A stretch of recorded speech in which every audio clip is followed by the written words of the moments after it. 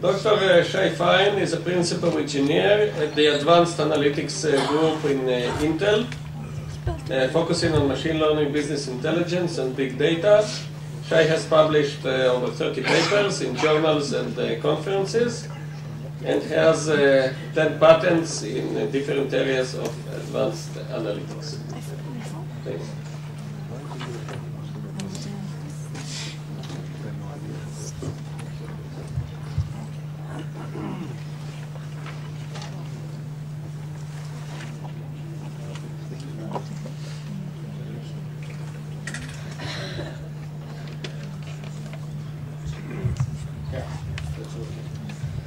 Okay, so thank you for this introduction. I want to start with yet another big data slide. Everybody today has their own big data, big numbers slides. You can enjoy the numbers, really fascinating, right? I mean, data is piling everywhere. And with this big data comes a lot of business opportunities, right? I'm quoting here IDC on the right-hand side, market analysis, which is already not too updated. They projected about $17 billion market. I read yesterday the updated projection for $23.8 billion, and the numbers keep rising. Another thing to mention, and this is really correlated with my own experience, is the type of data. Usually we think of big data as synonym to unstructured data. This is not entirely true, I think. And here the graph, except for the growth, shows that actually half of the data, unstructured data, and the other half, I would term it unstructured data, okay? It's not fully structured, maybe, so partly semi-structured, but it's not unstructured, okay? And this is really correlated with my own experience coming from now Intel and back in IBM before. The lower part shows the platforms that are offered today. It's meant for you not to be able to read, because it's actually, I mean, for me, it's a little disturbing, right? Because you have, it's not just so many vendors, it's also so many technologies. And to some extent, it symbolizes, you know, some problem here, okay? Because there's no real one or two accepted standards in dealing with the data, and once you're moving up the level into the application domain and so into the analytic domain, it becomes even a bigger problem. And the confusion here is really, you know, now starts being spoken out loudly. And usually, I mean, the phrase below actually, for me, symbolizes more than anything else, a cry for help, right? Well, we're talking about big data. We've run it with big data, but we are actually struggling for knowledge. So how did we get to this awkward situation? This is from yet another market study, but this is really outdated. And I think this is part of the problem.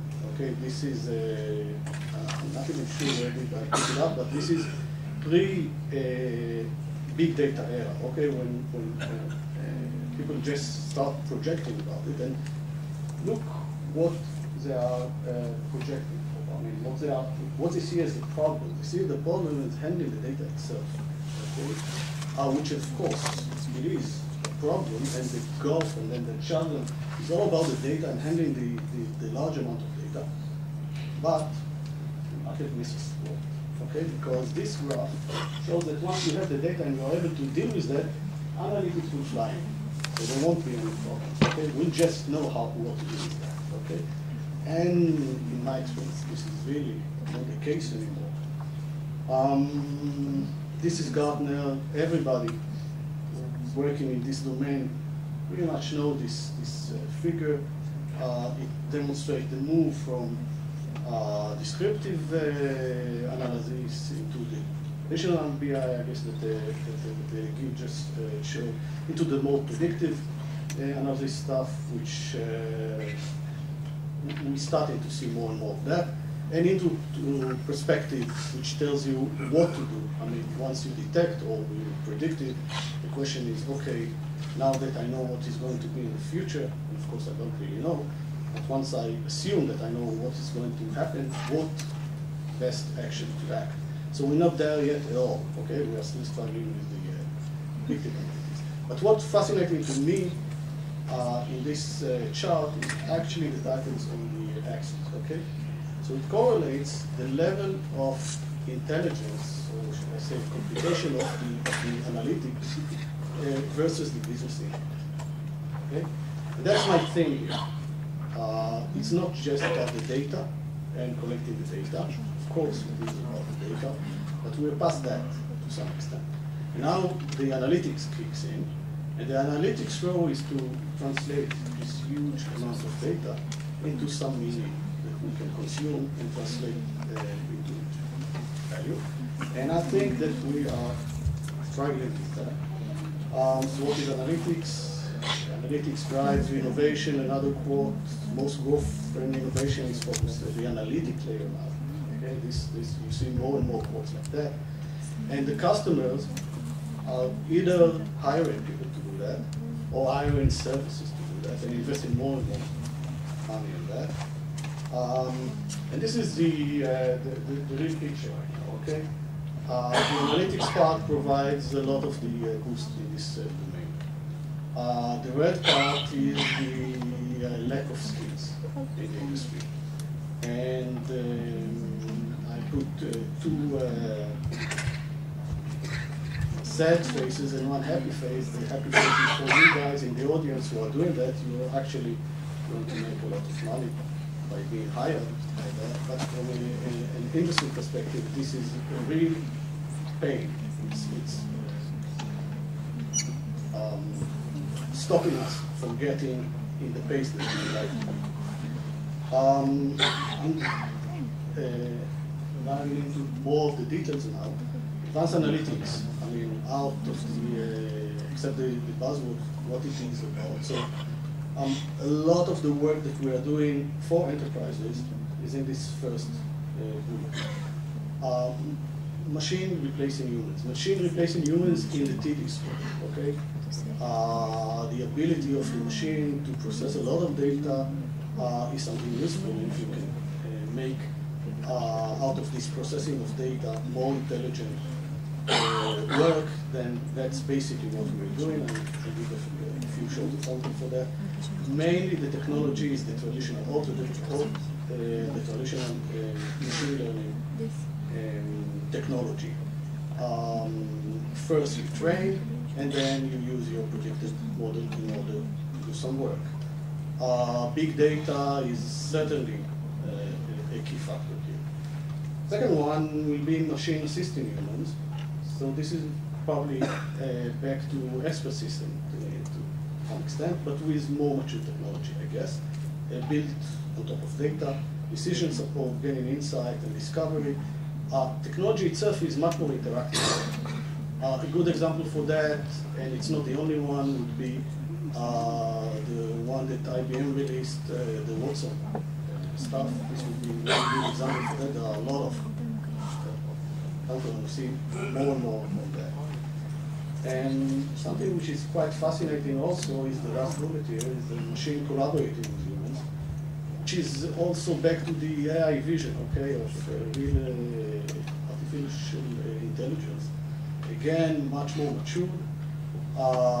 So the machine itself is at some level similar to the humans. First, it requires a lot of new interfaces, more natural interfaces. You have from Intel the perceptual computing stuff, gesture recognition, the voice recognition. And then the expectation is to be more consultative and much more personalized, and this provides also some challenges for people who are doing analytics. our perspective, my perspective, of the analytics playing the industry, I'll go from right to left. The enterprise stuff, the primary goal would be cost reduction, first and foremost, also productivity, business analytics. There will be other focuses, more industry specific that I won't go into that, cybersecurity that was already mentioned here. On the left-hand side, the techniques, to some extent, are similar to the enterprise part, okay, the one that are targeting the consumer part. But the focus is different. It's much more personal, and from a technology point of view, this means some additional ingredients into the system itself. For example, context awareness. This will play a major role in personalization. Need for speed because of interactivity. This will be other stuff. Here's some specific examples for enterprise analytics in action. All are coming now from Intel. I could have put some similar stuff coming from IBM and from other industries as well. Going from left, upper left, sales and marketing, trying, campaign management, okay, good old-fashioned campaign management, but with the predictive stuff, okay. We're trying to analyze what will be a useful customer for us and what will be a less customer. In which customer, if we will make some influence, it will have a larger impact on the market and so on and so forth. So this includes a lot of predictive. Manufacturing part, it's really challenging, okay? Manufacturing part, tons of data are flowing out. And you need to analyze that, okay? So one of the characteristics of that is it's a lot of anomaly detection involved in that. You can think of terabytes of data, and then you have like 15 ratio, okay? Now the malfunction itself, I mean, from machine learning perspective, 15 out of terabytes. But those 15, from business point of view, is a huge impact because, for example, assembly line stops. Okay, so you really want to analyze that. But you don't have a lot of data for the malfunction. You do have a lot of data for normality use cases. How do you cope with that? Another thing which predictive analytics come to play is the ability to go more detailed and more personalized per unit. Okay, the type of analysis that have been done before is more generic. Okay, those a huge amount of data, you build some generic model and try to predict what is going to happen, or analyze or do some monitoring. With more sophisticated techniques, you are able to go into a final level and try to do prediction for up until the unit level, something like that. In design, a lot of the design is also the verification part is a lot related to data analysis actually, okay, because of the state space that you're trying to analyze them and check. So you can do with formal methods up until some level, because formal levels are actually exhaustive in the state space. And once the state space becomes too large, you do whatever we are always doing in the machine learning domain. We're trying to sample, estimate, find interesting patterns, and predict. And this is essentially what is being done, pre-silicon and post-silicon validation. And security, I'm not going to mention that. Here's an example, a real-life example from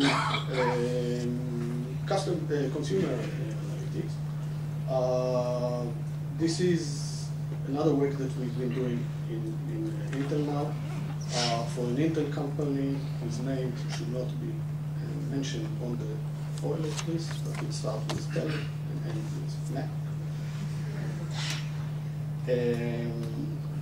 And it basically is doing navigation, and you are all familiar with Waze, I guess. And I'm a huge fan of Waze. But lately they are starting to annoy me a little bit because those commercials keeps popping up, okay? And what we are trying to do here for that nice company is to do some context-aware recommendation system, meaning that we will pop up commercials only when it is relevant to you personally. And we avoid popping up commercial when we don't have something which is useful. Okay? So if we are doing our work right, then you would like to see those commercials. And if we are bad and we will be judged by that, then we didn't guess right what is relevant for you and what is not. But the thing here is being personal, okay? And that's the shift. And the personalization comes from context awareness. The infrastructure here is a client server, meaning that we collect data from all users.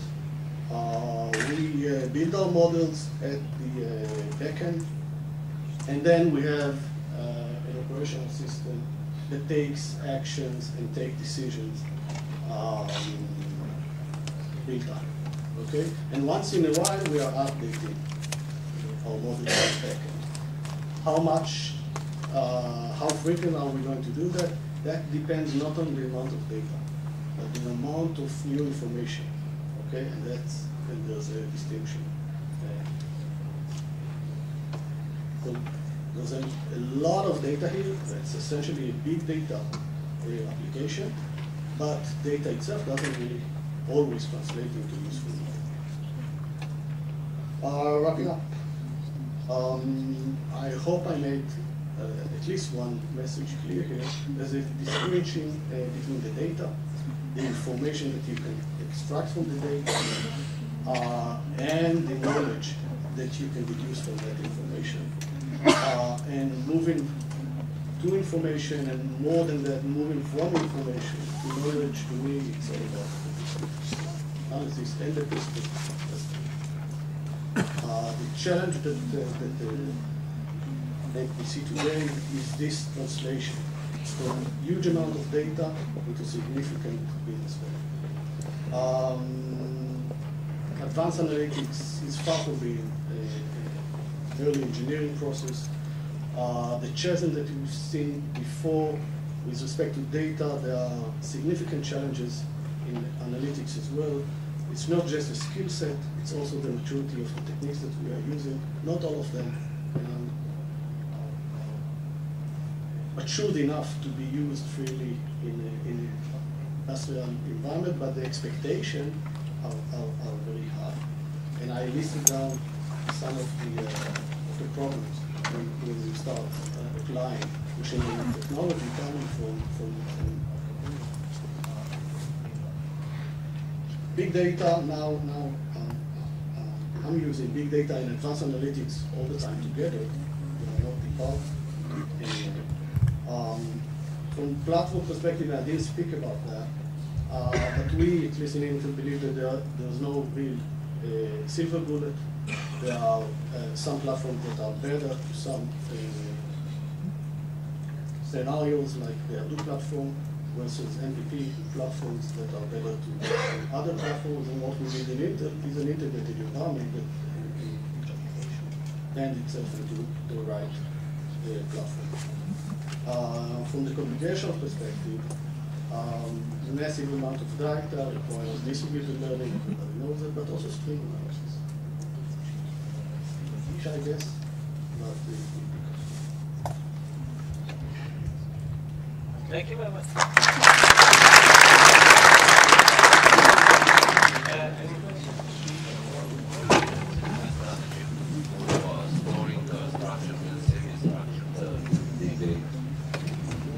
I'll try to repeat my question.